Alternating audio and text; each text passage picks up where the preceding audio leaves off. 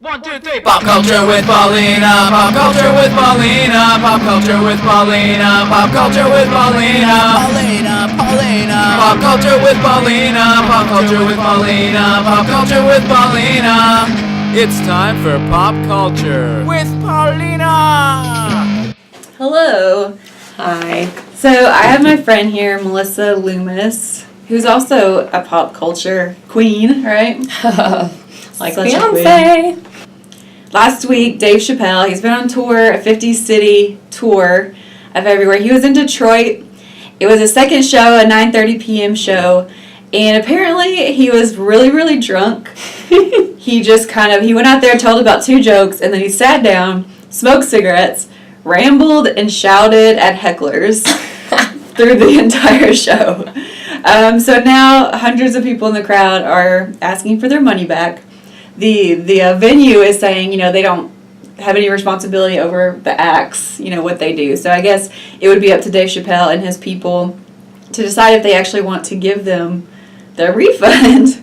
And then a spokesperson for the tour even said, out of the 50 shows on his tour, Thursday was definitely not his best set.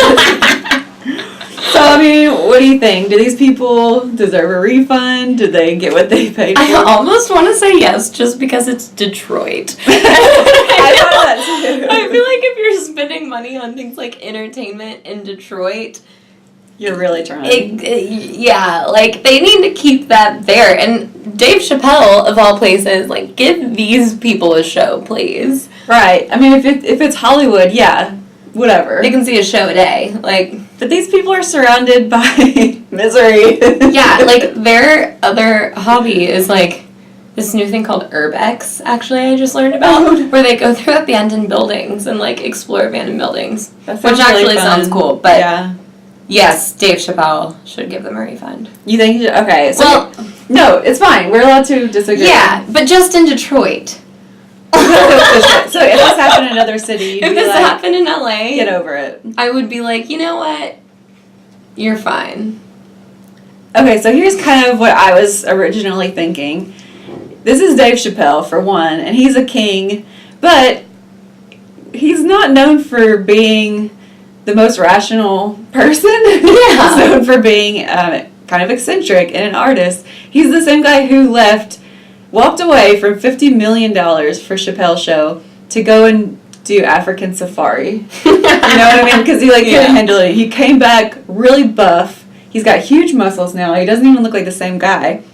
So if you're buying tickets hoping to get, I'm Rick James or anything, you're not going to get that. You're going to get whatever Dave Chappelle is bringing that night. And that's kind of what I thought. Because I know, was it last year at Bonnaroo? Kanye West was one of the headliners. And it's Bonnaroo, so you could just walk away, go to bed in your tent. But, a lot of people were leaving and saying it was so dumb because Kanye was just going off on all these rants. Mm-hmm. But I was like, this is Kanye West. You know what you're signing up for. Yes.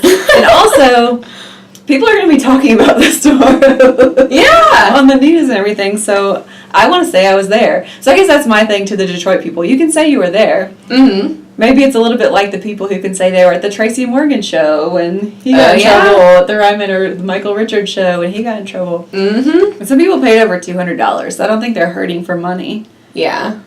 But yeah, that's kind of my idea. All right. I would want my money back. Yeah. I get why some people would. And then TMZ also said that he was an hour late to get on stage. Mm-hmm. And that was partly due to fans being in their seats. They didn't explain that. So I don't know if he wouldn't come out until everybody was on their feet or something. So that's a venue thing. Mm-hmm. I feel like that kind of thing, wherever the show is happening, they should be the ones to do that. Mm-hmm. You know? If that's the case, then if you're not in your seat, then you forfeit your tickets. Mm-hmm. Learn to be on time. So whatever happened to be going on. He was late to the show. Not sure what was going on. But then, to do a counterpoint as well, there were people who were at that show who said, it's Dave Chappelle, we were happy to see Dave Chappelle, but it was also the audience. They were just an audience full of drunk hecklers who were screaming at him for an hour and a half. Yeah. Well, and then that changes things for me. Mm-hmm. Then I think he has the right to do whatever he wants to. Well, yeah. If it was just a horrible drunk audience, I've been there. There's nothing you can do to win the audience over. Yeah. Okay, so up next. This one's pretty interesting. So, how do you remember somebody when they die? How do you want to be remembered when you die? By your loved one, like your boyfriend or your girlfriend or your husband or wife. So there's, I don't know, you've probably seen this in the news. There's a lot of different things that you can do with your body now after you die, other than going in the ground or in an urn. You can have your ashes made into a diamond. You can shoot your remains up into space. And now there's a tree. Oh, and a tree. You can have a tree planted. Yes. A tree planted with your ashes. But now, a designer named Mark Sturkenboom, I think that's right, Boom, he's created a memory box that has some different stuff in it to help you remember your loved one. There's like a necklace. There's a thing that plays music, I guess if you have a song. There's a scent diffuser so you can smell the person. A gold-plated urn. And then also a dildo that you can put their ashes in. So this is for the husband-wife market, I'm assuming. Yeah, it is a memory box for marketed to women. Oh. And I think it's also really cheesy, too, because this guy, in an interview, he's completely not, he doesn't get why this is funny. He's like, no, this is sweet. He said, I've talked to elderly people, and I've talked to people who've lost someone, and they miss the intimacy. Yes, you can still make love with your man. You don't, yeah. I don't know if you need the ashes. I don't think you do. I think you can stick to an emotional bond. Use your imagination, but what's really cheesy to me is that this memory box is called 21 grams, which is thought to be the weight of a soul. It's so cheesy. This is a little bit creepy to me that a guy made this. Yeah, I feel like regardless of who made it, like, it still gives me the shivers a little bit.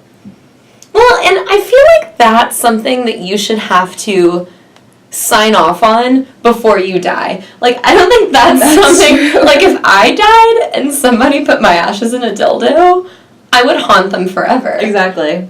Like, I should have the right to not be a dildo. That's true. I mean, what if there's somebody that you hate and what they if you die, hate them? and then you put their ashes in your dildo? Or maybe that seems like something a stalker would do. If you kill somebody that you're stalking. Yeah. That's like real. I'm watching you, Mark Sturkenboom. And I couldn't figure out how much this cost, but I think it's going to be a lot. Oh, I'm sure. It includes jewelry. And I kind of wonder what he's created for the men's side. What kind of memory box it would be. Yeah. All right, so I think we're both on the same page with that. Yes. Pretty creepy. Agreed. And then the last one, I knew you would like this. Jeni Splendid Ice Cream recalled all their products voluntarily because Listeria was found in their factory. So the reason this is kind of funny, not funny, to Melissa is because, we've covered the Nashville Film Festival a lot on the Indie Bohemians Morning Show. She works for the film festival, and Jeni's was like a sponsor. They had an ice cream food truck set up at the film festival all day, every day, and just gave out scoops of ice cream. Free Jeni's ice cream. Personally, I ate at least 35 scoops. That's all I eat. Like, during the film festival, we're running around the whole time. And Jeni's is so kind, just set this up right outside the theater. Like, unlimited Jeni's ice cream. And they've done this for years. And then one day we come out, and they're just not there. And we didn't know why. And it was sort of, we didn't feel like you can complain or do something because they're donating this. And so you're like, well, thank you for the other days. But then the next day, they weren't there again. And we were a little sad. And then... So how did you find out? Well, the word spread fast through staff, mainly because that's all any of us had eaten for days and days and days. But we weren't sick, so we thought we're probably fine until somebody realized that it takes 2 to 10 weeks for the signs of Listeria to show in your body. So, You probably have it. I have it. Yeah, we both we're done. We have Listeria. I know Ridden it. with Listeria. Mm-hmm. And, like, the entire film community of Nashville, I think it's safe to say, is ridden with Listeria. Because that's all we ate. That's all we ate. For however many days leading up to the recall. Although, I also have kind of a conspiracy theory about this. Oh. Which I don't think I've told you before. No. Well, I'm from Texas, and Texas, we're Bluebell people. Oh. Bluebell got recalled. It tastes just like the good old days. It does taste just like the good old days. And it also got recalled about a week before Jeni's. Huh. So I think that Ben and Jerry have some questions to answer. I didn't hear about Bluebell. Oh, yeah. That's interesting. Double ice cream apocalypse. Yeah. But Ben and Jerry's is totally fine, so... Yeah, and then just to give you an idea, because maybe you've never even heard of Jeni's Blended Ice Cream, it's a pretty high-end type ice cream shop. It's pretty expensive, not gonna lie. Like, at least, you won't get out of there spending less than $5 a person for ice cream. They had to close down 21 stores until this gets resolved. They also destroyed 265 tons of ice cream, which they have a process for it too. They like burn up the ice cream and turn it into fertilizer. Maybe they can fill it in with dildos made of the ashes of the ice cream. Exactly. And they project that they are going to lose $2.5 million because of this voluntary recall, but it's a pretty serious thing. The Listeria, I didn't know what it was, so I had to look up what it was. Like, it sounds like I would name my daughter Listeria. It's a very pretty name. But it is a disease that humans can get from ingesting the bacteria.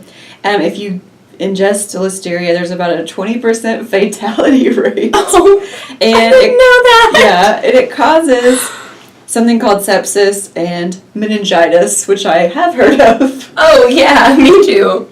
But you can die and lose all your limbs from meningitis. So interesting. I'm sure Jeni's it's just a nightmare. And they do have, if you go on their website, they do have like a big explanation for it, and they're doing everything that they can and doing the right things. But it makes you wonder too how their image is gonna bounce back after this. Well, I hope they do fine. You know, I think people are very loyal to Jeni's, and you also want to support the smaller businesses, even though they do fine. They're not small. Yeah, they're not small, Come but to find out. I hope they bounce back also for the ice cream, and I also feel a little more scared of my Listeria now, because I thought I was just going to have, like, diarrhea for a couple of days and then be fine, but... That's why, I'm going to lose my limbs! Yeah, they're changing their factory around, they're changing the way everything's governed, like, it's pretty serious. It's a pretty serious issue. So if you haven't heard of this, and you happen to have Jeni's ice cream in your home, burn it with fire, get it out of there. So yeah, I think the film festival, if anybody went or has ever been to one, this is a 10-day film festival. It was a huge ordeal. By the end of it, we were kind of saying, like, I survived the Nashville Film Festival. So now that has a lot more meaning. Now we actually did survive. We survived. Listeria. Knock on wood, because it's only been over for 2 days, so. We'll see. Come back in 2 to 10 weeks. I might only have, like, one arm. I don't know.